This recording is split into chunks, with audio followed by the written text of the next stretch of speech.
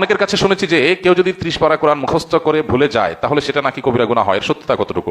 30 পারা কোরআন মুখস্থ করে ভুলে গেলেই শুধু গুনাহ হয়, শুধু সেটা নয়, কোরআনের কোনো আংশিক যদি কেউ মুখস্থ করে, একটা সূরা মুখস্থ করলো, এরপরে সে সেটা ভুলে গেল, এই ভুলে যাওয়াটা যদি তার অবহেলার কারণে হয়, তার নিজস্ব ত্রুটির কারণে হয়, মোতাবাত বা এটাকে ফলো আপ করা, নিয়মিত পড়ার প্রতি অবহেলা করার কারণে যদি ভুলে যায়, তাহলে সে অবশ্যই গুনাহগার হবে, এটা সঠিক।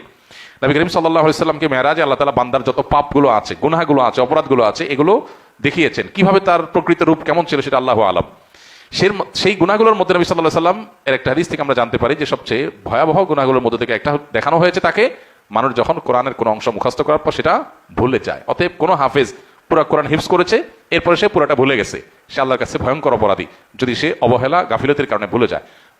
ঠিক একইভাবে কেউ যদি কোনো আংশিক কোনো সূরা, কোনো পৃষ্ঠা, কোনো অংশ বিশেষ মুখস্থ করেছে, এরপর এটা ভুলে গেছে, সেও আল্লাহ তাআলার কাছে এইভাবে অপরাধী। তবে এর বিপরীতে কিছু মানুষ আছে যারা কোরআন মুখস্থ করার পর নিয়মিত পড়ে কিন্তু আর ধরে রাখতে পারে না, তাহলে অবহেলা নাই এখানে, তার চেষ্টা ছিল, তাহলে সে গুনাহগার হবে না ইনশাআল্লাহ।